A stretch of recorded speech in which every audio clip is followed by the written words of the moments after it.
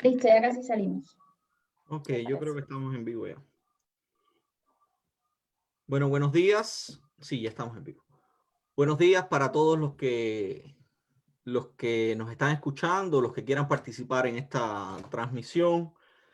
Los hemos convocado desde El Toque Jurídico, que es un proyecto del medio independiente de prensa cubano, El Toque, a un encuentro con dos hermosas mujeres que estarán conmigo, estudiosas y mucho más hermosas que yo, que me acompañarán esta mañana, porque estaremos hablando de un proyecto de ley que se presentará en la Asamblea Nacional del Poder Popular el próximo 28 de octubre, que será teóricamente discutido por los diputados cubanos en esa fecha, y yo creo que sin duda alguna será aprobado por unanimidad, como es prácticamente costumbre por parte del Parlamento cubano, aprobar este tipo de proyectos que nos han explicado en transmisiones televisivas, incluso que es un proyecto subsecuente, o sea que los diputados han estado trabajando en estos proyectos fuera de las sesiones ordinarias, a partir de un método nuevo que se implementará,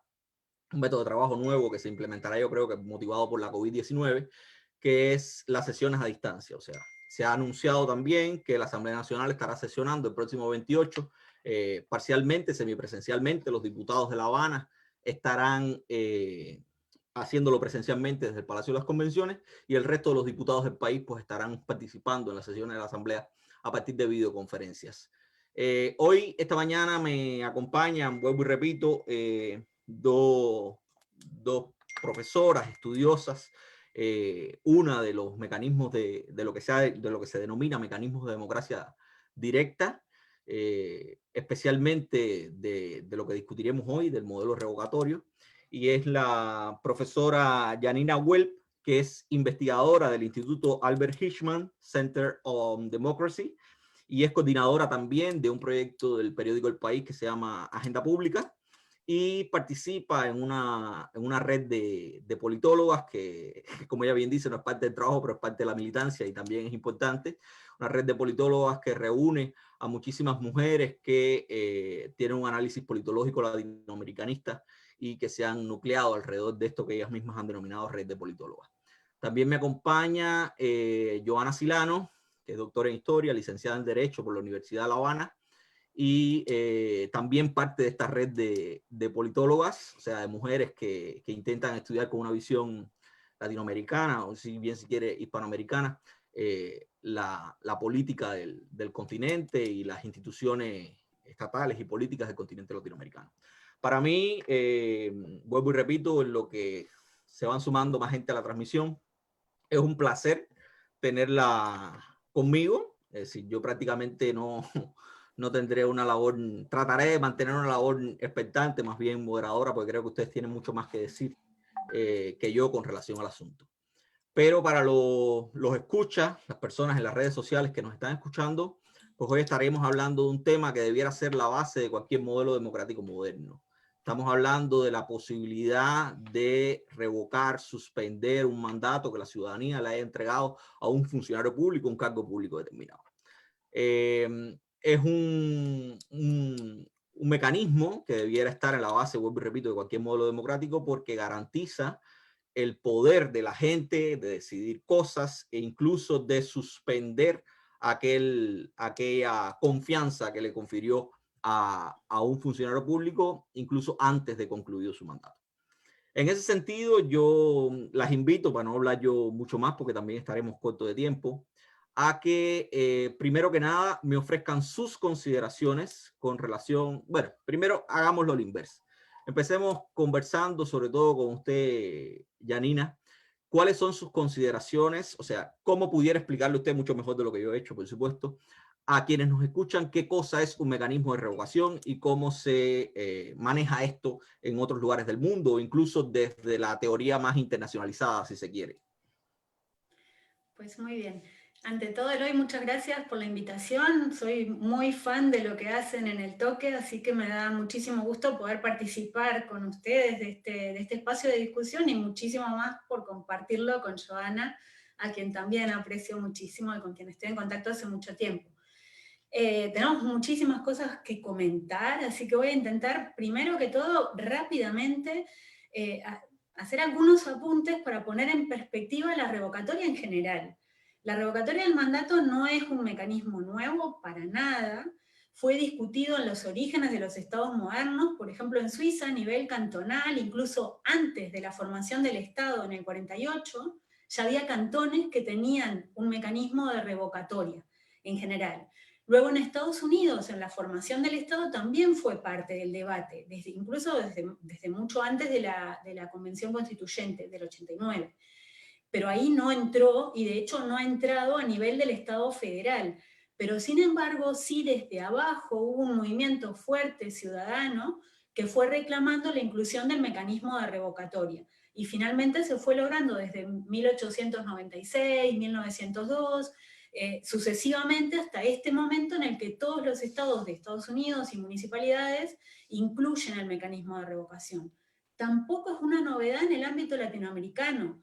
Ahí hay casos como muy atípicos de alguna manera o excepcionales que poco a poco más y más colegas van estudiando.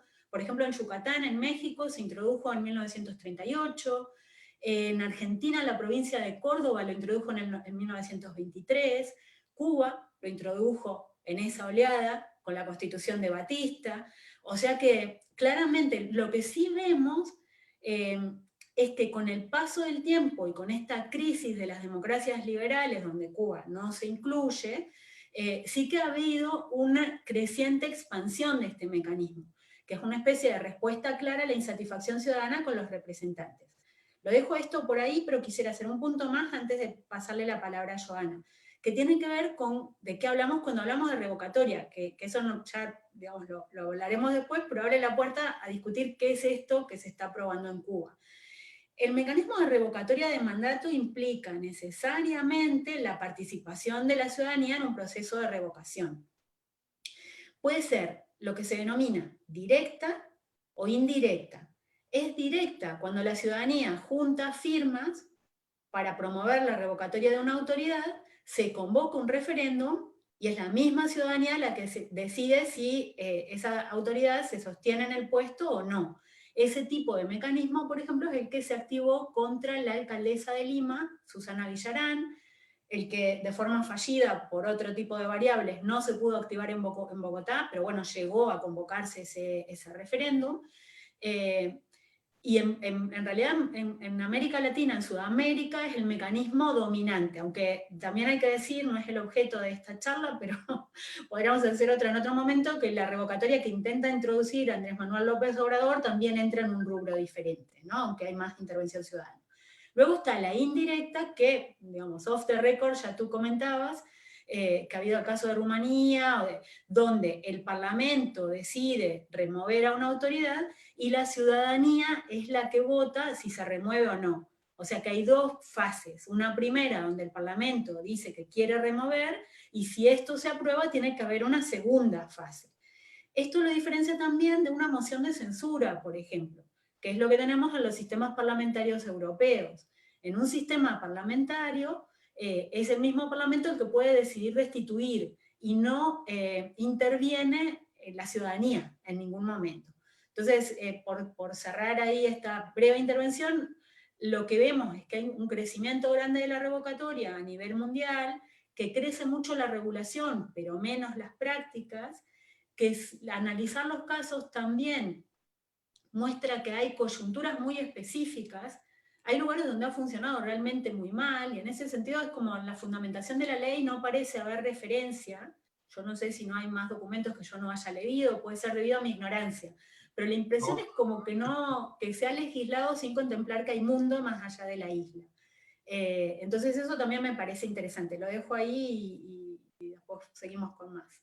No, yo creo que usted ha introducido una variable interesantísima, ¿no? Y es que la consideración de la participación del electorado como parte del proceso de revocatoria, ¿no? Entonces yo, básicamente, después de este análisis teórico que usted ha hecho, que yo creo que es fundamental, incluso en la concepción clásica o incluso en la concepción mixta, sin la participación del electorado en una u otra fase, ya sea en el impulso, ya sea en la decisión final del asunto, pues como que no podría hablarse de revocatoria, ¿no? Y en ese sentido yo invitaría a Joana, que también junto con usted ha analizado el proyecto que se va a aprobar. Digo que se va a aprobar porque me disculpan, el pasado miércoles en el programa Hacemos Cuba se anunciaba, y hago este paréntesis para que se entienda un poco el contexto de por qué digo sin lugar a dudas que se va a aprobar el día 28. No son especulaciones mías, es básicamente el reconocimiento de una labor consuetudinaria de funcionamiento de nuestro Parlamento. Así funciona consuetudinariamente nuestro Parlamento y se ha ratificado el pasado miércoles en un programa de televisión que se ha hecho muy famoso en Cuba que se llama Hacemos Cuba, el garante del control constitucional en Cuba, que es el presidente de la Comisión de Asuntos Constitucionales y Jurídicos de la Asamblea Nacional del Poder Popular, ratificó que ya los diputados, y hago esta salvedad porque es importante también, la forma importa en el derecho y en la construcción de la ley, ya los diputados se habían puesto de acuerdo, habían saneado cualquier posibilidad de debate en una opción, en una sesión anterior, fuera de la sesión ordinaria. Y ese debate saneado había dado lugar a, de acuerdo a lo que dijo José Luis Toledo Santander en este programa Hacemos Cuba, acerca de 9 solicitudes hechas por los diputados con relación a modificaciones a este proyecto. Y de esas 9 solicitudes hechas por los diputados, de acuerdo a lo expresado por Toledo Santander en el programa Hacemos Cuba, solo 6 habían sido admitidas. Y Toledo Santander explicó en ese programa Hacemos Cuba las bases de este proyecto, incluso luego de estas 6 modificaciones introducidas.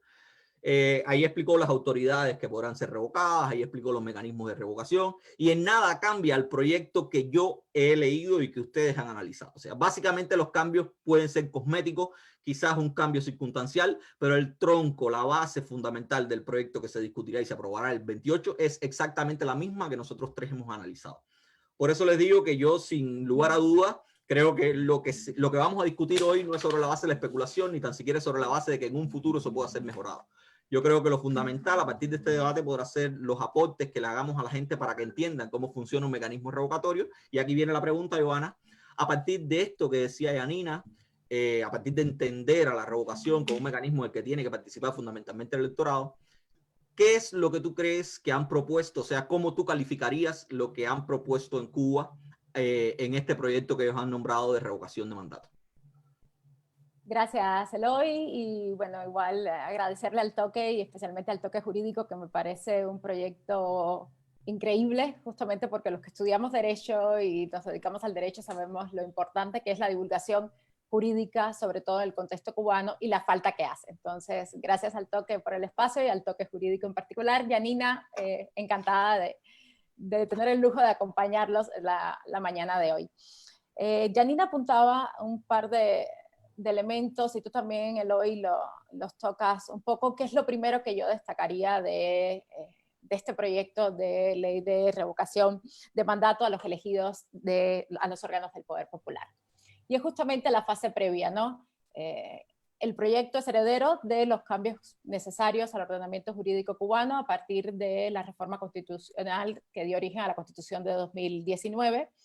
Entonces, se enmarca dentro de lo que establece dicha Constitución. Y ya hay algunos académicos cubanos que hablaron de cuáles habían sido los déficits respecto a los mecanismos de democracia directa introducidos o renovados en la Constitución del 19, como Jan Guzmán, profesor de la Universidad de La Habana, que dejó muy claro que pues, seguían siendo mecanismos donde el poder ciudadano dejaba mucho que desear. Por lo tanto, la participación ciudadana, tanto en el impulso de estos mecanismos como en la definición final de los mecanismos, estaba prácticamente ausente. Y eso lo enlazo con lo segundo, pues el proceso legislativo, una vez más, muestra claras señales de opacidad y falta de transparencia. Sabemos muy poco de cómo se construye un instrumento jurídico, no tenemos un legislador al que achacarle la responsabilidad de un proyecto e intercambiar con ese legislador sobre la base de cuáles son sus propuestas o qué inspira sus propuestas. Y tampoco tenemos las contrapropuestas claras. Entonces, esa opacidad del proceso legislativo cubano, que te enteras por un programa de televisión con menos de una semana antes de que se presente efectivamente, como dices, para su aprobación ante el Parlamento, de qué se discutió, cómo se discutió, tampoco, ni siquiera tienes acceso a los documentos, pues tú dices, pues tengo las 9 propuestas que se hicieron en una base de datos, ahora que todo fue electrónico, las puedo consultar, pues deja un poco también desarmada totalmente a la ciudadanía que pudiera estar interesada en la figura de revocatorio de mandato, ¿no? Entonces, eso es importante decirlo antes de entrar al documento mismo y los contenidos del documento. La forma en que se hacen las leyes, incluso después del proceso constituyente, y los déficits que ya generaba el proceso constituyente relacionado con la participación ciudadana en los mecanismos de democracia directa regulados por la Constitución. El revocatorio no es nuevo en la legislación y el ordenamiento jurídico cubano, ya lo adelantaba Yanina, desde la Constitución del 40 y luego la Constitución del 76, pues los pone como uno de sus logros, ¿no? También hay que decir que es una figura prácticamente en desuso, las estadísticas son mínimas de la forma y los procesos de revocación de mandato que se han desarrollado en los últimos 25 años, o sea, cada vez es una figura más en desuso, relacionado con algo que también han dicho autores cubanos más especializados en el tema que yo, Julio César Guanche, el mismo Jan Guzmán, Yanina creo que también algunos de sus estudios comparados lo ha apuntado, la debilidad del municipio cubano y la debilidad de la figura del delegado de circunscripción, ¿no?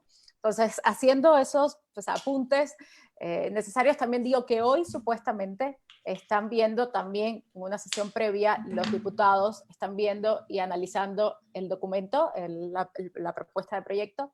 Yo estuve hasta hace 10 minutos monitoreando tanto el sitio del Parlamento como Cuba Debate, el medio oficial cubano, como la página de YouTube, el canal de YouTube de la Asamblea, a ver si por casualidad pues estaban transmitiendo esto, aprovechando de que es virtual la sesión, de igual son innovadores y deciden que se transmita vía YouTube o estar haciendo reportes en las páginas. Básicamente no aparece nada. La información que tenemos de cómo se van a desarrollar estos debates también es lo que nos quieran contar las autoridades a través de los medios oficiales.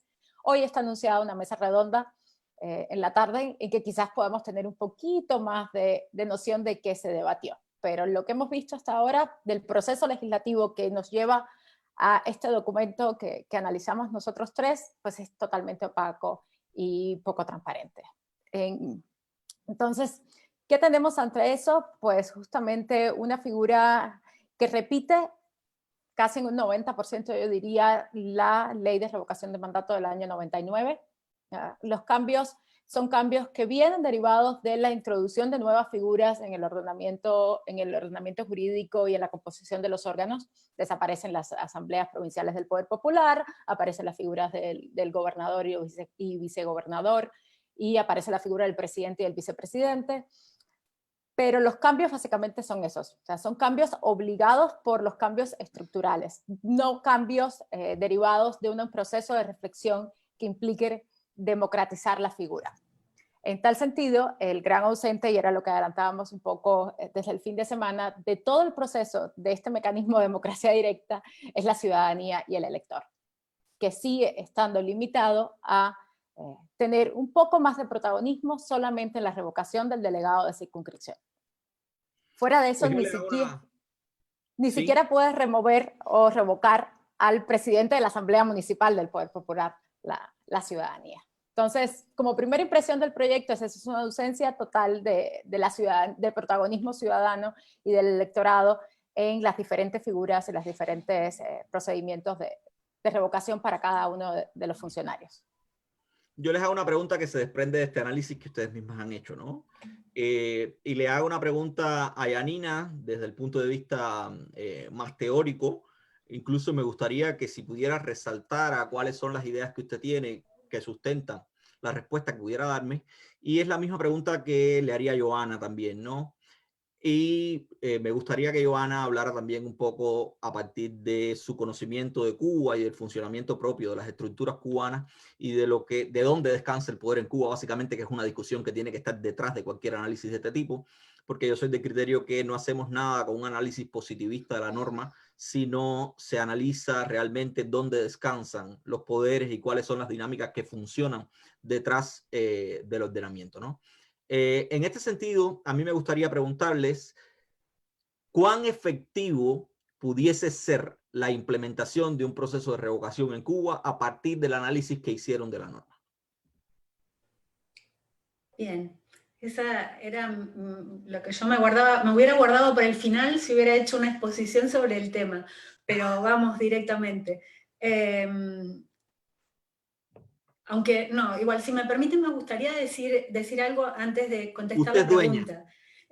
Que es, digamos, hablamos de, o les comenté quién podía revocar, los distintos niveles, hablamos del contra quién, del rol de la ciudadanía.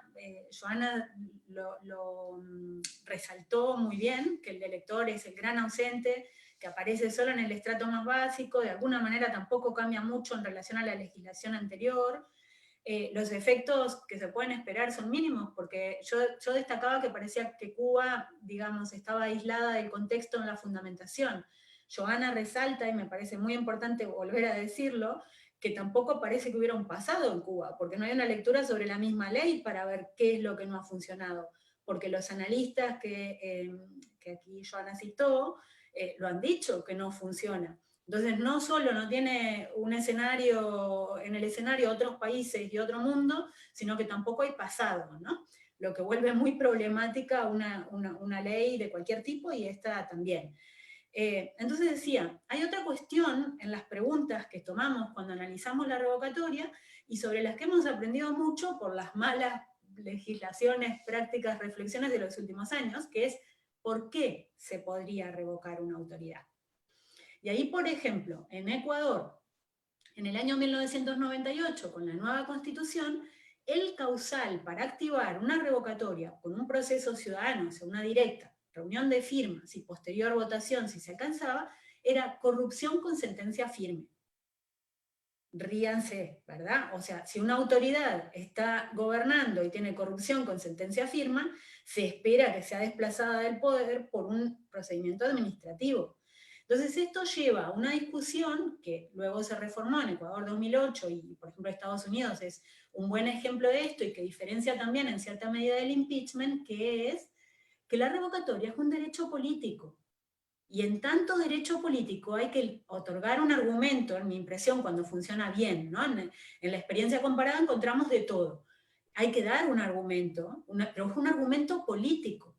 Entonces, cuando vemos, y me voy a abrir el documentito porque no lo recuerdo para citar literalmente, aquí dice que hay 3 causales: incumplimiento reiterado de las obligaciones derivadas del mandato conferido, incurrir en hechos que lo hagan desmerecer del buen concepto público, que ya me explicarán ustedes qué quieren decir, y el tercero, manifestar una conducta incompatible con el honor de ser representante del pueblo en un órgano del poder popular.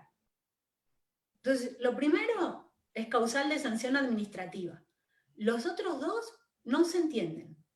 Y si después tenemos una especie de comisión que evalúa si procede o no procede, lo que tenemos es una discrecionalidad enorme, y ahí te respondo. Para mí hay 2 respuestas, y una en realidad me ha derivado de conversaciones contigo, Eloy, y con la gente del toque. ¿Por qué se aprueba este tipo de ley, esta ley? Una razón puede ser este intento de legitimación. Ya no están los revolucionarios del 59 y hay que construir una legitimidad. Entonces cualquiera diría, bueno, tienen pocas luces, ¿verdad? Porque no lo están haciendo muy bien. No lo están haciendo muy bien. Ahora hay otra respuesta posible, que a mí me resulta bastante tentadora, pero habría que analizarlo con mayor profundidad, y acá tenemos gente siguiéndonos como Armando Chaguaceda, que seguramente podrá especular y comentarnos también qué piensa de esto, que es que pueda ser en el futuro un mecanismo de disciplinamiento intrapartidario. Porque esto le permite al partido remover gente a gusto siguiendo un procedimiento supuestamente constitucional y legal, apelando a una voluntad abstracta de la ciudadanía. Puede que sea muy agarrado de los pelos lo mío, pero es la única explicación que puedo darle si no optamos por pensar la otra. Es una estrategia de legitimación que no termina de funcionar muy bien. Y de esto, Cuba tampoco sería la primera. Digamos, los mecanismos de disciplinamiento intrapartidario han funcionado en muchos lugares, de muchas maneras, formales e informales. Y creo que en México hay historiadores que lo han estudiado, para pleno gobierno del PRI, cómo se utilizaban mecanismos disciplinarios para remover gobernadores siguiendo supuestamente ciertos procedimientos, ¿no? Y también ha funcionado como mecanismo de disciplinamiento la revocatoria en países como Panamá, si recuerdo bien. Creo que recuerdo mal, pero bueno, como que hay otros casos donde esto ha funcionado así. Lo dejo ahí. Yo, o sea, ya que estamos hablando del tema, ¿no? Es una moderación participante, si se quiere. Hay una única, hay una única variable que a mí me gustaría introducir en eso que usted dice, y es el tema de que también entonces habría que responder por qué hacerlo en este minuto si nunca han necesitado de un mecanismo constitucional para hacer procesos disciplinarios intrapartidarios. Jamás han necesitado eso para hacerlos y lo han hecho. Lo han hecho a todos los niveles. Basta recordar la purga que hizo Raúl Castro en el año 2009, que además de ser un proceso intrapartidario fue hacia el exterior del partido porque incluyó elementos de gobierno. Recordar que la batalla de ideas se había convertido en una vicepresidencia del Consejo de Ministros con Otto Rivero como vicepresidente primero del Consejo de Ministros, atendiendo a aquello que construyó Fidel, que no era nada más que programas sociales con fondos públicos, como un instrumento más del gobierno. Todo eso desapareció después de la purga del 2009, que pudo haber sido considerada como un instrumento disciplinario al interior del partido. ¿Por qué se removieron todos? Pero puede haber una respuesta en la otra alternativa. Los actores de la purga del 99 no son los actores que tienen hoy poder. Y tienen mucha menor legitimidad, y por eso quizá, especulo, ustedes saben mejor que yo, más necesidad de construir una especie de apariencia de legitimidad. Porque también hay una presión, digamos, en un contexto global, porque sabemos que ellos igual sí saben que Cuba está en el mundo, a cumplir con ciertos parámetros, aunque sea de una manera muy precaria. No, en eso estamos completamente de acuerdo. O sea, yo sigo creyendo en la tesis de la necesidad de legitimarse, es indispensable, porque además todo este proceso ha sido un proceso simbólico, además, lo digo yo, o sea, la Constitución y la implementación de la Constitución en sí mismo ha sido un proceso meramente simbólico, y es tan simbólico, yo creo que la torpeza con la que la han implementado es una muestra más de la simbología, de la semiótica. Ya ellos cumplieron con este proceso simbólico, estoy implementándola, aunque sea torpemente, entre otras cosas, porque yo creo, y eso es destacable, no han encontrado una voz que los contradiga. O sea, siguen manteniendo un monopolio al interior del control del debate público. Y yo lo decía, es destacable el silencio de la institucionalidad y la academia cubana, incluso desde la teoría, desde el análisis teórico de un proyecto como este, que tiene implicación para la ciudadanía.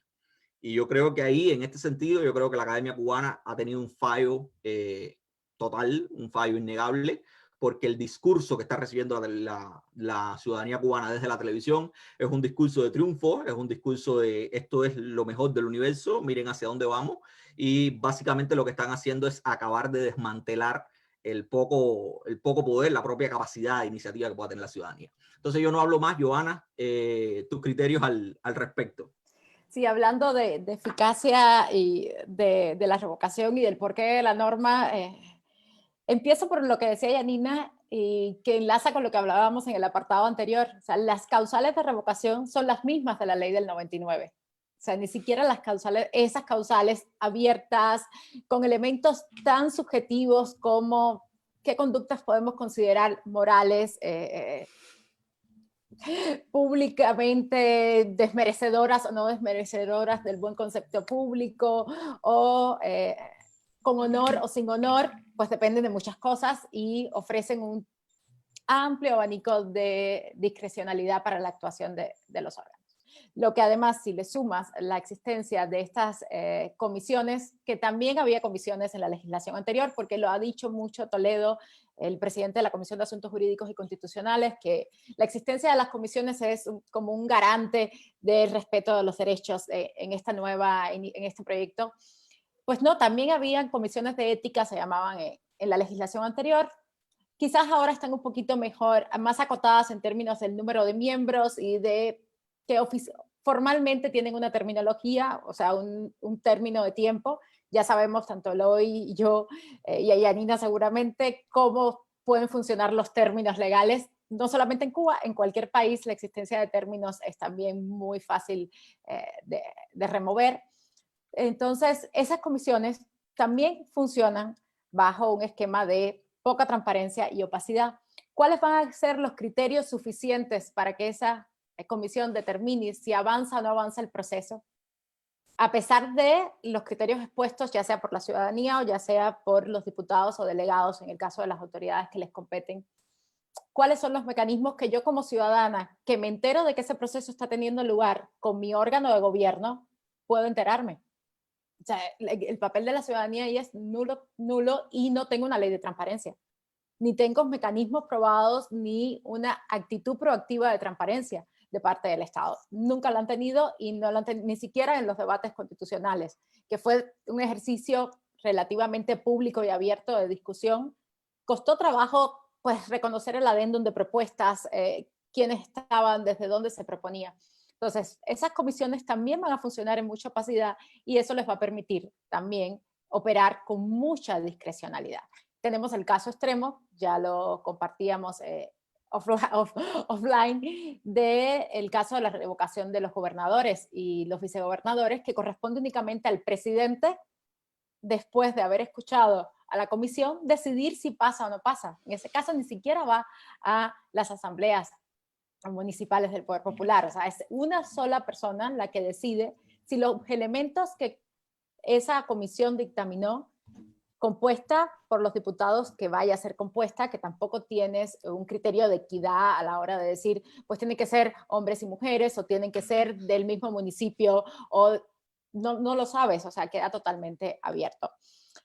Términos de eficacia también, en un parlamento que, ya lo mencionaban ustedes también, que tiene la sombra siempre del partido, que aunque no esté formalmente, sí está, porque constitucionalmente es como supraconstitucional la figura del partido, y es un solo partido. Por lo tanto, tampoco estamos hablando en el caso de la moción de censura o en el caso del impeachment, que realiza ciertas negociaciones parlamentarias, ¿no? Entonces, eso tampoco podría ser reflejo de una ciudadanía donde dice, bueno, es que el debate ciudadano se traslada a un parlamento o a una asamblea donde hay intereses contrapuestos y unos pueden primar sobre los otros. Pues eso no pasa. Y por último, pensando en el caso más prodemocrático, ¿no? En esa protodemocracia de los delegados de circunscripción, me preocupa cómo pueden colisionar con otras normas para la que sea efectiva realmente el derecho a la revocación. O sea, ¿bajo qué estándares pueden convocar los ciudadanos a asambleas autoorganizadas para promover una iniciativa de revocación? Para empezar a organizarse para hacer un escrito de revocación y llevarlo a la autoridad competente. Va a ver quién va a supervisarlo, para ver que sea legal, que no se cometan irregularidades, como en cualquier proceso electoral. Lo van a poder hacer, van a poder ocupar el espacio público, y luego, en ese caso, que no pasan por comisiones, van a poder promover una opción de voto sí o no, porque puede ser que un cuarto de los electores decida que quiere remover, que quiere revocar a su delegado, pero los otros 3/4 no. Entonces, partimos que en el caso de la revocación estás hablando de opciones, un sí y un no. Y un sistema electoral donde está muy limitada la posibilidad de ejercer, tal como lo dice la ley electoral actual y la Constitución, ejercer cualquier tipo de actividad que impulse la orientación del voto, ¿cómo en la práctica vas a traducir incluso esto que muy limitadamente has llamado revocación de mandato en su fase más pura, digamos, que es la revocación de mandato del delegado de circunscripción?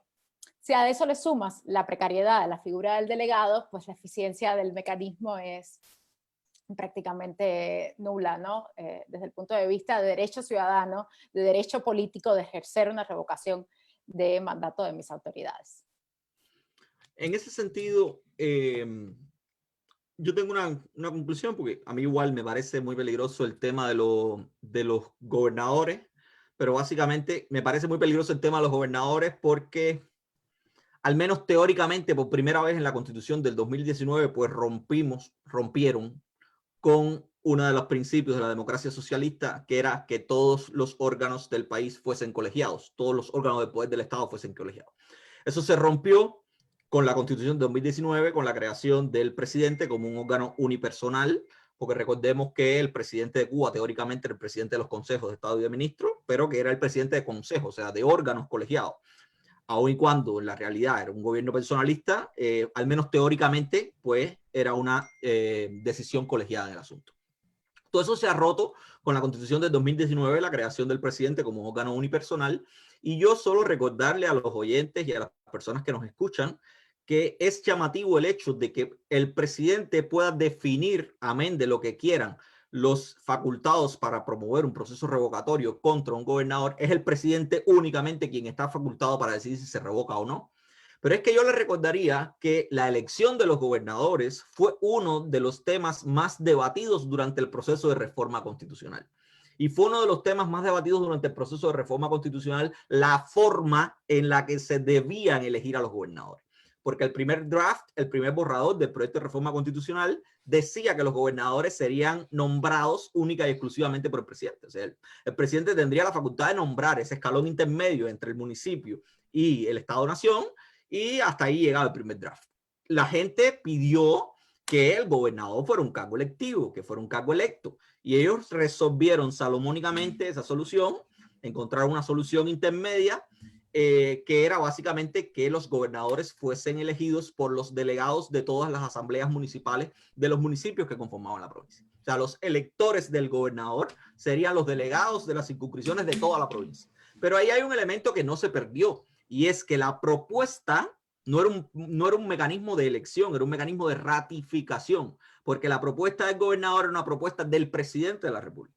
O sea, la candidatura era unipersonal y era el presidente de la República que mantenía esa facultad, y todavía hoy la mantiene, de ofrecerle a los delegados de la provincia la posibilidad de ratificar o no la opción que él le estaba dando. Y básicamente yo siempre insisto en el tema de que no es solo la Constitución en sí misma, sino la implementación de la Constitución en sí misma la que iba a ofrecer el abordaje o el deseo real de transformación que tenía el gobierno del Estado cubano. Y la ley de revocación es una muestra de eso desde mi punto de vista. O sea, dijeron, hemos escuchado al pueblo, hemos transformado esto, los gobernadores son electos, es un mecanismo intermedio que todos sabemos que puede estar manido y que puede tener muchas dificultades, pero ahora con la ley de revocación de mandatos dejan claro que la participación de la ciudadanía en el control de esa persona que fue elegida por el presidente es nula, porque sigue estando en manos del presidente la decisión, tenimiento o no en el poder a capa y espada. O sea, hay una transformación clara, hay una expresión clara de que siempre estuvo en el origen de la figura de los gobernadores, en el control del presidente de los gobernadores. Desde la Constitución siempre estuvo la concepción de que esos eran hombres, puestos y cargos públicos que no eran definidos y controlados por la ciudadanía, sino que serían definidos y controlados por el presidente de la República. Esta es otra expresión en ese sentido. Ahora bien, yo les preguntaría, o sea, para continuar avanzando en este tema, es para mí trascendental también, y me gustaría escuchar su criterio, sobre todo el de Yanina, que también se ha dedicado a estudiar otros mecanismos de democracia directa. Es interesante cómo en el proyecto de revocación de mandato, al menos desde mi punto de vista, se introduce un nuevo mecanismo que no fue, o al menos un nuevo procedimiento que no fue incluido en la ley de funcionamiento de la Asamblea Nacional y el Consejo de Estado.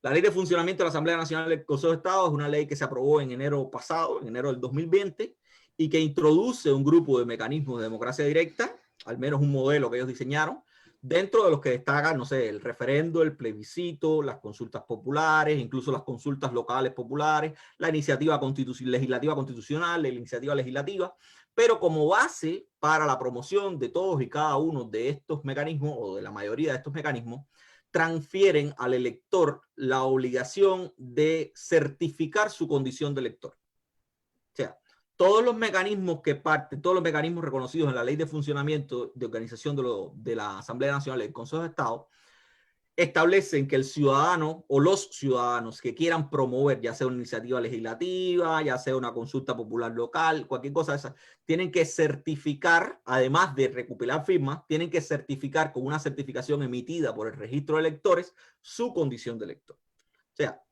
es una obligación que se le transfiere al ciudadano obtener ese documento como parte de las formalidades propias del impulso del proceso. Sin embargo, en esta ley de revocación se introduce un elemento importante, y es que esa obligación se traslada ahora al registro de electores. O sea, hay procesos de revocación en los que solo basta con recopilar la firma, la dirección, el número de carnet de identidad de las personas y presentar la propuesta.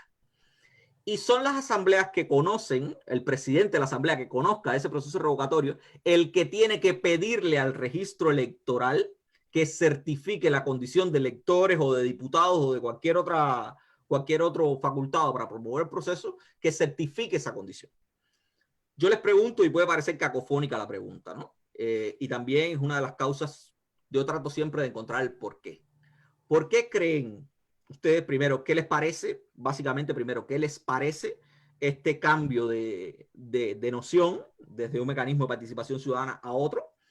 Y segundo, ¿por qué creen que en los mecanismos de participación ciudadana como la iniciativa legislativa popular o incluso las consultas locales o incluso la iniciativa constitucional se transfiere la obligación al elector de aportar este certificado y en estas otras iniciativas pues ha cambiado el pensamiento? Pues ahí a mí me falta información para dar una respuesta, ¿no? Otra vez puede haber una transferencia pero esto, a ver, la especulación viene más que nada conociendo el contexto político cubano, ¿no? Que por defecto tenga que ser así, en teoría, quiero decir. Que pueda haber un traslado de quién tiene que ejercer el disciplinamiento y el control, o un refuerzo de quién ejerce el disciplinamiento y el control en distintos lugares del territorio. Ahora, en perspectiva comparada, el tema de la exigencia de estos requisitos no es una novedad. Siempre, y de hecho ese es un problema que habría que debatir en muchísimos otros contextos también. En el ámbito de América Latina, en los últimos años, muchísimos países han introducido, por ejemplo, las iniciativas ciudadanas que supuestamente permitirían a la ciudadanía revocar una ley o reformar la Constitución o promover una ley, y salvo en el caso de Uruguay, donde no es novedad, está vigente desde 1967, en el resto de los casos lo que vemos es que hay innumerables trabas ad hoc para que este tipo de introducción legal sea poco más que algo que permita al gobierno en la Constitución, o sea, este efecto legitimante del que hablábamos en Cuba, bueno, pues lo mismo. México, 2012, cambiamos la ley y ahora la ciudadanía podrá ejercer los derechos. Pues no. Se establecen restricciones, por ejemplo, a las iniciativas, y un control de constitucionalidad que ha hecho que hasta ahora no pase ninguna y que acabe de pasar la de Andrés Manuel López Obrador, que justamente es la que nunca jamás debería haber pasado, ¿no? Y que hay varias personas que lo han analizado muy bien a esto. En el caso de Costa Rica, una democracia sólida y fuerte de Centroamérica, Cisca Raventos lo ha estudiado muy bien en un capítulo de un libro que saldrá en breve, mostrando que ha habido casi 50 iniciativas y no pasó ninguna, por diversas razones, entre las que destaca el control de constitucionalidad. Pero después hay otros detalles, ¿no? En Colombia y otros países, para una iniciativa que no necesariamente es directa, para una petición, la ciudadanía corre riesgo de poder ser multada si se encuentra, o sea, hay como, en ese sentido diría, está bien que pensemos la realidad cubana en el contexto cubano, pero no perder de vista que este tipo de cuestiones asocian el problema que tiene Cuba ahí en particular con otros problemas regionales. Sí, poco que añadir, efectivamente. O sea, la parte de asignarle a las autoridades competentes de facultades de verificación ha sido uno de los mecanismos utilizados también para bloquear los mecanismos directos de participación ciudadana. Y ha pasado, o sea, lo vimos en el intento fallido de referéndum venezolano de hace un par de años. Vimos las trabas relacionadas con que la documentación no estaba al día de los posibles electores y no podía estar al día porque la propia autoridad no estaba emitiendo las documentaciones y por lo tanto tu firma no era válida. Entonces, es algo que pasa en todo el mundo y que es utilizado también políticamente en determinados procesos a favor o en contra o para bloquear. Pero también pues son ciertos mecanismos relacionados con la certeza jurídica, con la viabilidad de los procesos, con la credibilidad de aquellos que están impulsando procesos, que diga que efectivamente tú gozas del pleno derecho del ejercicio de que puedes ejercer plenamente tus derechos porque no estás limitado, porque efectivamente en el caso de la revocatoria pues eres ciudadano de un territorio determinado. Yo no tengo elementos tampoco, hay que ver cómo salen las leyes complementarias de los mecanismos, de los otros mecanismos de participación ciudadana. Con este antecedente pues ya sabemos que no es que podamos ser muy optimistas, pero habría que ver cómo hacen todo el desplegado de leyes que efectivamente todos los que estamos siguiendo el proceso constituyente del 2018, la Constitución del 19, sabemos que van a ser prácticamente 2 legislaturas de cambios para adecuar el ordenamiento jurídico. Por lo tanto, hay que ver qué siguen las otras como para poder establecer una tendencia o unos porqués específicos del Estado cubano en ese sentido. Eloy, si me permites intercambiar roles, te haría yo la pregunta, ¿no? Porque por ahí tú ahí eres el que más argumentos o información de base puedas tener de cuál es la lectura que ellos están haciendo, ¿no? Porque, como decía Joana, como venimos comentando, la revocatoria existe hace mucho en Cuba. Fue letra muerta con la Constitución del 40, 41, y desde el 70, y después también, ¿no? Con la reintroducción también, no letra muerta, pero casi. Ian Guzmán lo analizó, siguió los casos, son muy poquitos, de muy baja incidencia, no despeinan al régimen, digamos. Entonces, ¿prevén ahora que esto pueda convertirse en un mecanismo a activar, que haya que frenar, o no? Ahí... Para mí, o sea, es una percepción, yo sabía que era difícil, ¿no? La respuesta a la pregunta, ¿no? Pero básicamente yo creo que lo satisfactorio sería el intercambio, ¿no? Y lo peor que tiene Cuba es que, Joana lo señalaba, ¿no? El tema de la opacidad, y no hay ninguna intención en que eso mejore. O sea, yo me maravillaba cuando hace ya más de un año, el Bruno Rodríguez decía que la UNESCO estaba participando junto con ellos en la creación de una ley de transparencia que, by the way, tiene que ser aprobada el año que viene de acuerdo a un cronograma legislativo que está detenido, porque yo le recuerdo a la gente que estas normas que van a aprobar el 28 de octubre son normas que debieron haber sido aprobadas antes en el cronograma, y las de octubre, que son trascendentales para la ciudadanía cubana, como son la reforma a un procedimiento penal, la ley de procedimiento penal, eso... De eso no sabemos, ¿no? Permíteme meterme porque justo estaba leyendo unos minutos antes de entrar que Homero dijo que efectivamente que el calendario no era una camisa de fuerza. Entonces era una intención de una planificación, un plan, pero no era una camisa de fuerza. En tal sentido, cabe pensar que no se van a poner ellos ninguna meta en el sentido de obligatoriamente cumplir con ese calendario, más bien irán pues difiriendo los procesos, y en tanto efectivamente el COVID y todo lo que implica el COVID y las restricciones se mantengan en el mundo, como parece ser que se van a mantener por lo menos a lo largo de buena parte del 21 también, pues podemos ver que podemos esperar que muchas de estas leyes pendientes del cronograma legislativo se sigan aplazando.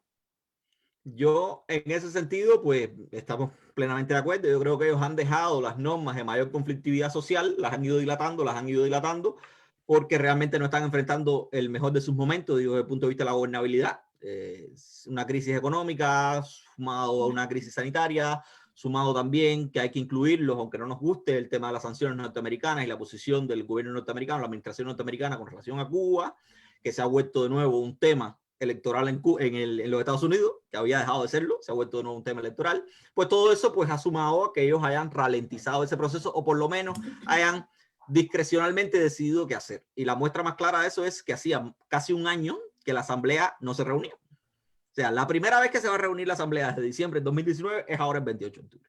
De contra que se reúnen 2 veces al año, ya ni eso. O sea, este año eso también lo dijo. Eso dijo que por tradición se hacía en diciembre y en julio, pero que no estaba escrito que tenía que ser en diciembre y en julio. Por lo tanto, la obligación es 2 veces al año, pero puede ser en cualquier momento del año. Claro. Lo comentó en la mesa redonda de, creo que fue el jueves o viernes, donde comentaron que había habido una reunión, porque todo te enteras como post y por lo que públicamente se puede decir. Comentaron que había habido una reunión de un grupo de diputados con los redactores y la Comisión de Asuntos Jurídicos y Constitucionales y los expertos encargados de elaborar la ley, y también con el Consejo de Estado. Y pues salieron ese tipo de temas, ¿no? Que tradicionalmente las sesiones eran en diciembre y en julio, pero que eso no es obligatorio que sea así. Por lo tanto, cabe esperar que en cualquier momento esa flexibilidad del Parlamento cubano, esa falta de exigibilidad, porque tampoco había habido, y eso lo comentaba yo en otro foro hace unas semanas, una exigencia del Parlamento de decir, pues estamos aquí, queremos reunirnos, queremos ver qué se está aprobando, ese impulso parlamentario tampoco lo ves por las características que tiene la Asamblea Nacional cubana como parlamento. O sea, no hay un pronunciamiento. Hasta hace unas semanas revisabas la página del Parlamento y las últimas publicaciones que tenían eran del mes de enero. Y yo, antes de responder la pregunta boomerang que me has hecho, Janina, pues yo básicamente voy a tomar un momento lo que decía Johanna, que yo creo que ese es otro de los problemas que tiene el proyecto de revocación, y es el tema de las sesiones de la Asamblea. O sea, hay proyectos de revocación que sí la ley establece que la Asamblea está obligada a convocar una sesión para analizar el proceso de revocación. Pero hay otros en que ni tan siquiera eso. Hay otros en que dicen, tendrá que ser analizado en la próxima sesión de la Asamblea, y con estos truenos, pues nadie sabe. Y ahora que también es laxo y es consuetudinario el asunto de cuando nos reunimos, perfectamente yo pude haber promovido una solicitud de revocación que para mí es urgente, porque puede ser que la causal que yo utilice o la fundamentación de mi revocación sea urgente, porque el nivel de corrupción o el nivel de lo que sea del diputado de cargo público necesite una atención urgente, y de pronto la atención urgente pueda ser diferida a 10 meses, a 11 meses, atendiendo a que no hay ningún compromiso en cuanto a las sesiones, en cuanto al impulso parlamentario, porque simple y llanamente no tenemos un parlamento. Ese es el otro problema, que se está haciendo descansar un proceso revocatorio en órganos que son prácticamente inoperantes, porque la Asamblea Nacional del Pueblo Popular es un órgano prácticamente inoperante. Yo no sé si querría decir algo, pero a mí me parece eso destacable. Sí, yo iba a destacar otro aspecto que ya mencionamos, pero me parece que cabe volver a destacarlo, que es que a un gobernador, finalmente la decisión final esté en manos del presidente. Y ahora tú mencionas la corrupción como un causal posible. O sea, fíjate, de alguna manera es un poco esperpéntico, es emblemático del problema de la no separación de poderes. Resolver sobre una cuestión de corrupción le corresponde a la justicia. Tampoco corresponde a un revocatorio directo. O sea, yo cuando analizo los temas de revocatorio, de charlas a estudiantes de licenciatura o así, digo, imagínense, un líder corrupto probablemente tenga mucho más dinero para hacer una super campaña en todos los medios diciendo que es todo mentira. La corrupción no se resuelve, no se legisla sobre, o sea, no se resuelve una cuestión de corrupción a través de un voto, porque eso tendrá otro tipo de canales. Acá lo que se necesita es investigar judicialmente, ¿no? Y aquí es como todo el punto de lo esperpéntico, entre los causales, la decisión. Ahí también, en un impeachment, tú tienes un mecanismo de accountability horizontal. Los pares en asamblea deciden. En una revocatoria tienes un mecanismo de accountability vertical. La ciudadanía ratifica lo decidido por el Parlamento o inicia el proceso y revoca. ¿Aquí qué tienes? No, aquí tenemos, yo pensando en un concepto, a mí me gustaría no llamarle revocación, yo se los dije a ustedes, a mí me gustaría llamarle invocación. Esto es básicamente invocar a alguien que a partir de la buena voluntad, lo otro, investigaciones. ¿Cuál es la publicidad de esas investigaciones? O sea, ¿por qué tiene que comunicársele única y exclusivamente al órgano asambleario? Porque, y eso es parte de la propia dinámica y la propia lógica que hay detrás del poder en Cuba. Todos los escándalos de corrupción en Cuba, que voy a hacer una salvedad, los escándalos de corrupción en Cuba no tienen nada que ver con los escándalos de corrupción en Latinoamérica, porque los niveles son inferiores, pero sigue siendo corrupción igual. Y todos los mecanismos de corrupción en Cuba se han manejado desde la opacidad, incluso a los más altos niveles. Se han manejado desde la opacidad, y eso no pretende cambiar. Y ahora es increíble, y ahora en respuesta a tu pregunta, Boomerang, yo soy del criterio de que cada vez la ciudadanía cubana tiene, el Internet le ha ofrecido a la ciudadanía cubana mayores posibilidades de articulación. Eso para mí es destacable, ¿no? El hecho sigue siendo una ciudadanía inerte, sigue siendo una ciudadanía lenta, si se quiere, sigue siendo una ciudadanía que tiene puesto su foco en otro lugar.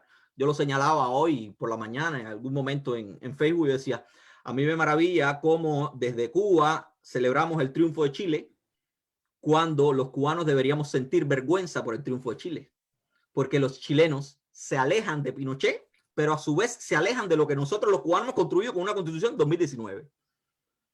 Se alejan de un modelo cerrado, de un modelo poco plural, porque lo que quieren es que la ciudadanía participe en una constituyente que es todo lo contrario a lo que construimos en Cuba en 2019. Una constituyente que no es constituyente, una constitución redactada por 7 personas, estilizada por 30 más, aprobada por unanimidad en una consulta popular en la que la gente dijo cosas y se filtraron las cosas. O sea, de lo que los chilenos se quieren separar hoy, es a lo que nosotros nos acercamos en 2019, que es ese monopolio que quería Pinochet, básicamente, salvando la diferencia que podamos discutir y matizar el asunto. Y yo digo, ¿cómo alegrarnos hoy de un triunfo en Chile sin pasar lo que hemos vivido los cubanos por un prisma? Y básicamente eso es lo que hay que hacer. Y yo creo que en este caso, para intentar responder la pregunta definitivamente, porque se van por muchos caminos, yo creo que esta propia capacidad de articulación que le ha dado el Internet y que le ha dado, por supuesto, también abrir yo también creo que la apertura de las fronteras, que los cubanos viajen, es otra perspectiva totalmente diferente, les ha permitido a ciertos y determinados grupos de la sociedad civil articularse de mejor manera, ¿no? Y hay mecanismos que siempre piensa una ciudadanía letargada, siempre piensa en mecanismos de influencia directa, porque todo el mundo sabe que, por ejemplo, la revocación de mandato es un mecanismo que hoy, digamos, removamos a Joana, pero como el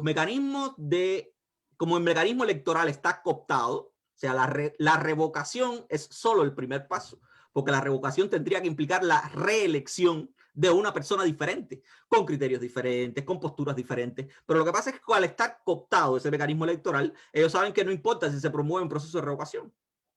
Primero, porque que tienen diseñado es un mecanismo ineficiente estructuralmente e ineficiente de fondo, porque todos sabemos las dinámicas que hay detrás pongo un ejemplo sencillo para que los cubanos que me están escuchando entiendan.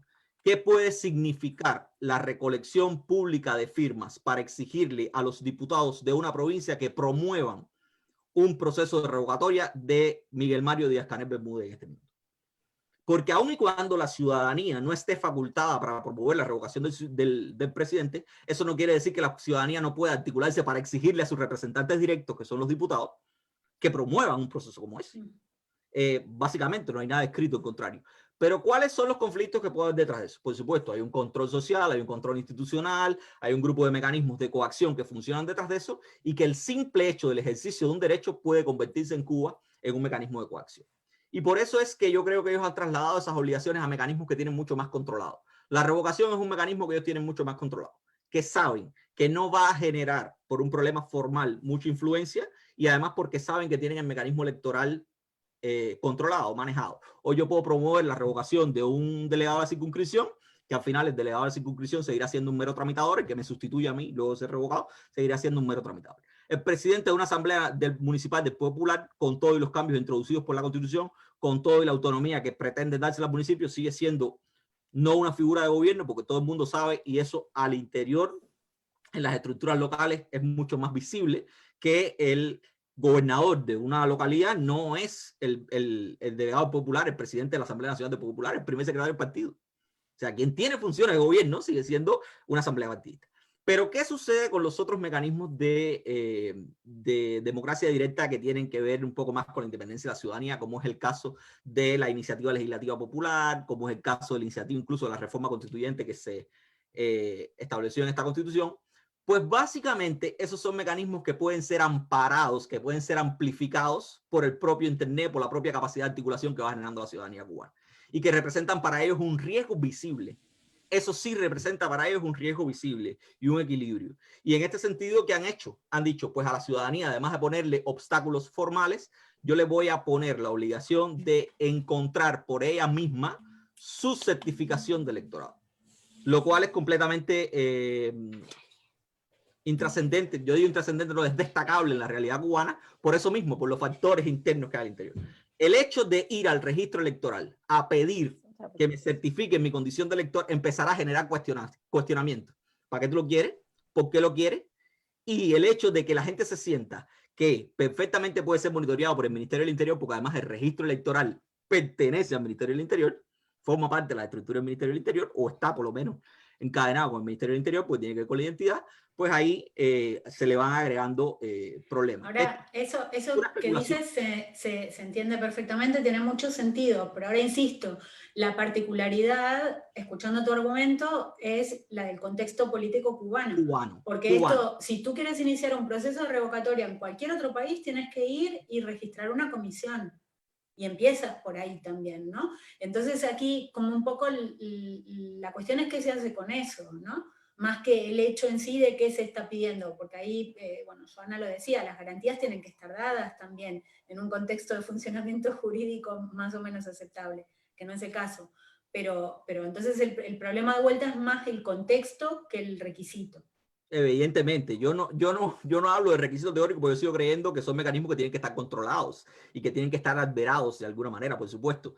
Lo que yo digo es que en el contexto cubano, la utilización de formulaciones de este tipo no es una formulación que esté casual, separada, ni es casual, ni es un error de alguien. Simplemente hay un pensamiento maquiavélico detrás del asunto que, si le suman a eso la incorporación después de la ley electoral del concepto de residencia efectiva para condicionar la condición de elector, pues mucho más todavía. O sea, ellos tuvieron un enfrentamiento muy claro que los colocó en una posición muy difícil cuando no permitieron que los electores residentes en el extranjero votaran en el referéndum constitucional, incluso cuando la ley los obligaba a permitirles y garantizarles el derecho al voto. Ellos pasaron olímpicamente de eso, pero eso tuvo un costo político determinado. Eso permitió que muchísima gente fuera de Cuba se articulara y dijera: si me permitiste participar en la consulta, no me vas a permitir ejercer mi derecho político de voto. Eso, hay una contradicción. Ellos lo superaron, lo sanearon, sortearon ese riesgo político que fue en su momento el proceso de reforma constitucional, lograron aprobar la constitución y hicieron en la nueva ley electoral, dijeron: un momentico, ya eso no es así. Como no tienen contrapeso, como el equilibrio y la iniciativa legislativa parte única y exclusivamente de un monopolio que conserva el partido, básicamente, pues modificaron eso para evitar entonces nuevos contrapesos y nuevos riesgos políticos, ¿no? Y yo creo que eso básicamente es lo que están haciendo con la implementación. Están poniendo cosas muy burdas, además. Yo creo que técnicamente, y aquí va mi última pregunta para ir cerrando el debate, porque yo creo que hemos hablado muchísimo y yo sé que tienen otras obligaciones y pedirle más tiempo yo creo que egoísta de mi parte, aunque yo pudiera estar aquí conversando con ustedes todo el tiempo que quisieran. Si tuviesen, y es muy hipotético el asunto, ¿no? Porque yo creo que básicamente después de este debate la gente lo que tiene que ir a leer el proyecto, ¿no? Porque no creo que podamos ir artículo por artículo a explicarle a la gente cuáles son los riesgos de este asunto. Pero si pudiesen señalar cuáles son los riesgos más grandes de manera sintética que le ven al proyecto en sí mismo, y cuáles pueden ser los elementos a introducir para convertirlo en algo más acercado a la revocación, sería muy bueno que lo hicieran. Yo resumo la pregunta. Para mí, los riesgos más grandes que le ven ahora mismo a ese proyecto que ustedes han analizado y cómo mejorarlo, incluso si se quiere, pensando en el contexto cubano. Yanina, si no puedes desde el contexto cubano, pues incluso desde la teoría. Porque yo sigo creyendo que incluso desde la teoría hay muchísimo que discutir, porque es esperpéntico, incluso hasta desde el punto de vista teórico. Bueno, a ver, creo que sintetizar un poco lo dicho, ¿no? Para empezar, es una invocación cubana y no una revocación, o sea que habría que transformarlo en una revocación. Para que haya revocación tiene que haber en los distintos, ahora no recuerdo cuántas categorías de autoridades, solo en una hay voto de la ciudadanía. Tendría que haber en todas, si no hablamos de otra cosa. Y a partir de ahí habría que revisar un poquitito esta... bueno, a ver, porque si no lo destrozo todo y no hay nada. A ver, vamos a ser como más concretos en 2 o 3 puntos. Primero, inclusión del voto ciudadano en todo, si no, hablamos de otra cosa. Si quisieran hacer otra cosa, pues bien, separar lo que es administrativo o judicial de lo político y empoderar a la asamblea, no a una autoridad única, digamos, ir por un impeachment, pero claramente planteado, que haya una discusión y un debate en la asamblea. Yo creo que, lo dije hace un rato, es muy esperpéntico que una autoridad pueda decidir solita sobre una revocatoria. Eso no soporta ninguna discusión, creo que ni en la Claxo. Ahora, tercer cuestión, creo que habría que mejorar el tema de los causales. Y ahí lo dejamos, ¿no? Ya bastante fuego. A ver, el riesgo que hemos venido comentando de una u otra manera todos, la discrecionalidad que ofrece el proyecto y la ausencia de participación ciudadana. O sea, esos serían para mí los 2 riesgos graves. O sea, es un mecanismo de democracia directa sin participación ciudadana, salvo que el vestir es mucho el chicle de la participación ciudadana, y no. Entonces, esos serían mis 2 grandes riesgos, y la discrecionalidad que en entornos de opacidad ofrece el proyecto. Yo diría que podrían haberlo hecho un poquito mejor, incluso en las peculiares condiciones de Cuba. Ejemplo, revocatoria directa también a los diputados. O sea, los diputados, como mismo fue un logro y fue también por muchos constitucionalistas cubanos aplaudido, que a partir del 92 incluyera la elección directa de diputados, puedes incluir la revocatoria de diputados. Bueno, si no quieres decirle a los gobernadores por el mecanismo de selección o de semielección que tienen las asambleas, porque también normalmente eligen sobre una sola opción. Entonces, cuando tú dices elijo sobre una sola opción, ahí teóricamente también dices, bueno, no, pues la elección supone por lo menos que yo pueda decir A o B. Si no, es un mecanismo de ratificación, como decía Eloy. Pero en el caso de los diputados sí los eliges directamente. Y al ser los miembros del Consejo de Estado diputados, pues ahí dirías, eso podría haberlo hecho sin cambiar drásticamente o afectar ninguna de las estructuras ya establecidas por la Constitución, ¿no? Establecer las posibilidades de promover el revocatorio para los electores de esos diputados, no solamente para los delegados de las asambleas que los nominen y los elijan, porque en el caso de los diputados sí se eligen directamente. Ahí podrías tener un área de oportunidad. Es una incoherencia teórica muy fuerte. Total. Ahí podrías tener un área de oportunidad. Otra área de oportunidad, pues sí, establecer, como dice Janina, cláusulas mucho más tangibles y verificables. O sea, las cláusulas de revocación que sean efectivamente hechos o conductas que puedas calificar o verificar bajo criterios e indicadores, porque la moral, pues, hay un dicho que dice, es un árbol que da moras, ¿no? O sea, el honor también depende de muchas conductas que para ti pueden ser honorables y para mí pueden no ser honorables, ¿no? Entonces creo que tendríamos que trabajar más en causales de revocación, que efectivamente haya procesos administrativos de remoción de funcionarios públicos y acá lo que estamos viviendo en México con la consulta para juzgar a los expresidentes por supuestos actos de corrupción. O sea, es un bodrio también. O sea, si estuvieron actos de corrupción y están las pruebas, júzgalos. No necesitas consultar para reclamar el derecho de las víctimas, para exigir responsabilidad a funcionarios públicos que tienen responsabilidad. Por lo tanto, habría que trabajar un poco en causales y que esas causales le ofrecieran, ya que van a existir las comisiones estas, que tampoco tendrían por qué más a existir para decir si hay revocatorio o no, porque si se reúne el porcentaje de firmas, pues la discusión tiene que ser abierta y pública. Entonces, pero si van a existir estas comisiones, pues quizás establecer criterios más claros que obliguen a ciertos mecanismos de transparencia de estas comisiones, no solamente al superior que le encarga la tarea de investigar, sino a la ciudadanía, porque es un asunto de interés público, son los órganos de gobierno de la ciudadanía y por lo tanto le puede interesar a cualquier ciudadano lo que está pasando dentro de su órgano de gobierno. Y para cerrar un poco, otra opción que pudiera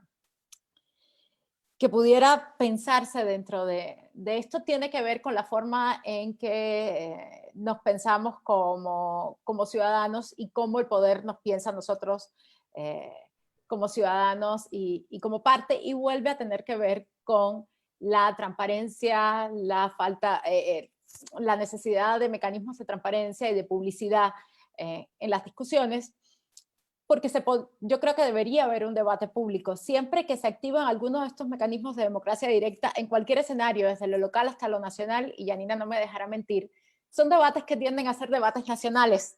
O sea, un referendo en un municipio se convierte en un debate nacional donde se involucran las academias, los movimientos sociales, las alternativas políticas. Entonces, son mecanismos de democracia directa justamente porque ahí sí invocan a la participación y a la movilización ciudadana en asuntos de interés público. Por lo tanto, limitar la discusión de un proyecto como este a los periodos y a los términos del calendario legislativo y los modos del legislativo, que hay que decirlo. También la forma en que la que sesiona el legislativo es un viejo, o sea, hay muchos teóricos, muchos académicos constitucionalistas cubanos de la Universidad de La Habana que han dicho el legislativo no puede funcionar así, o sea, necesitamos una asamblea que sesione, periodos de debate, periodos de discusión, que sean públicos además. Ya lo ha dicho Jan, O sea, está escrito, no lo estamos descubriendo nosotros, no venimos de afuera. Entonces, mientras no pensemos así, en cómo hacemos nuestras leyes y cómo deberíamos estar discutiendo la manera en que se eligen nuestros representantes y cómo podemos controlar esos representantes, pero estas cosas se pueden hacer, digamos, sin mover la estructura ni las bases constitucionales del régimen político. O sea, pudiera fomentar una discusión pública desde desde el mismo órgano legislativo, pudieras haber introducido la figura de la revocación de los diputados, pudieras haber establecido causales más claras, pudieras haber establecido mecanismos de funcionamiento y de transparencia para estas comisiones, ya que van a existir. Son como áreas de oportunidad que ahí quedaron, que ahí están en el proyecto. Hay que ver, a lo mejor nos sorprenden los diputados entre hoy y mañana. Sí. Yo no pierdo la esperanza de que el miércoles transmitan por YouTube la sesión. Entonces, igual, una sesión muy atropellada. O sea, es una sesión donde se van a aprobar, y se dice además así, se llama a la Asamblea a aprobar. No se llama a discutir, se llama a aprobar 4 proyectos de ley, las cuentas públicas pendientes, las estrategias tanto en materia de salud, estrategias emergentes, como la ratificación de todos los acuerdos y decretos leyes que ha emitido el Consejo de Estado. O sea, es una sesión que no son maratónica. O sea, el tiempo de deliberación legislativa pues, va a ser mínimo, ¿no? Yo, pues nada, yo agradecerles la presencia de ustedes. Para mí ha sido un placer. Yo, en conclusión, yo lo que invitaría a la gente que nos ha estado viendo, a los que nos continuarán viendo, si nos aguanta después que terminemos aquí, yo los invitaría a leer el proyecto, ¿no? Y a intentar participar de alguna manera de esto que hemos dicho, intentar naturalizar esto. Porque para mí es indispensable que entendamos que hay cosas que se pueden hacer y que si no se hacen es porque demuestran básicamente la esencia del poder en Cuba. Yo digo que se podía intentar incluso no ser contradictorio desde el punto de vista teórico. Y aquí voy a hacer un hincapié. Si las causales de revocación son las mismas para todos los cargos públicos, ¿qué necesidad tiene la Asamblea, después que decidió la revocación del presidente de la República, de considerar si mantiene su condición de diputado o no? O sea, ¿y qué necesidad tiene la Asamblea de considerar, después que el presidente de la República perdió su condición de diputado, si es un requisito constitucional para ser presidente, continuar siendo presidente de la República? O sea, se pudo haber intentado como mínimo mantener la coherencia teórica detrás de un proyecto de ley y no se intentó. Y por otra parte, se es omiso también, y ahí queda nuevamente en lo que somos olímpicamente buenísimos, en lo que son, disculpen el uso de la primera persona plural, no me gusta incluirme, en lo que son olímpicamente buenísimos también en Cuba, y es en la generación de espacios de vacíos legislativos. Hay un montón de autoridades que son elegidas teóricamente desde el punto de vista del diseño constitucional por la Asamblea Nacional del Poder Popular y que la Constitución dice que pueden ser revocadas por la Asamblea Nacional del Poder Popular, que no fueron mencionadas y no son mencionadas en este proyecto de ley. Y voy a hacer mención a autoridades que forman parte de los órganos del Poder Popular, como por ejemplo el presidente y los jueces del Tribunal Supremo Popular. Podemos argumentar muchísimo, decir que realmente la competencia de los tribunales para analizar las materias de derechos constitucionales sigue siendo muy limitada, que seguimos sin tener una sede constitucional, que para qué entonces revocar. Pero lo cierto es que la Constitución dice que el presidente del Tribunal Supremo y los vicepresidentes del Tribunal Supremo y el fiscal general de la República y los vicefiscales generales y los contralores y el presidente del Consejo Nacional Electoral son electos por la Asamblea y pueden ser revocados por la Asamblea. Y si Toledo ha dicho que este es un proyecto de ley que pretende estar en consonancia con los parámetros de la democracia socialista también establecidos en la Constitución, esos parámetros dicen que todos los elegidos pueden ser revocados. Por tanto, hoy no tengo manera de elegir una persona tan importante que es el responsable de la legalidad socialista en Cuba como es el fiscal general. Yo voy perfectamente, si uno de las causales de revocación puede ser el incumplimiento del mandato entregado, el incumplimiento continuo del mandato entregado, yo pudiera decir perfectamente que el fiscal general de la República de Cuba incumple constante y consuetudinariamente ese mandato que le es entregado, porque hay un montón de asuntos y de procesos que son presentados en queja en la ciudadanía y que implican flagrantes vulneraciones de derechos que ni tan siquiera son respondidos por parte de la Fiscalía General. Por tanto, hay un incumplimiento de un mandato. Y yo ahora como ciudadanía, ¿cómo promuevo tan siquiera la discusión de ese incumplimiento de mandato? Eso no queda resuelto en este sentido. Y yo por eso digo que como ciudadanía, como una ciudadanía en gestación, porque yo digo que la ciudadanía cubana es una ciudadanía en gestación, pues es importante participar de estos procesos, aun y cuando se entienda para qué discutimos de esto si todos, porque la conclusión puede ser, ¿para qué seguir discutiendo de esto si después de lo que ustedes han dicho aquí, porque pues eso es intrascendente, ¿no? Todos sabemos cuál es el problema. Yo sigo creyendo que el primer paso para cambiar ese chip, para intentar dinámicas y sinergias diferentes, es entender ese proceso y entender ese funcionamiento. Entonces, nada, chicas, muchas gracias por haberme acompañado. Espero que se repita la opción y espero que no les haya sido aburrido. No, para nada. Muy bien, muy interesante. Bueno, ha sido un placer para mí. Ustedes. Muchas gracias. Gracias. Hasta luego. Hasta luego.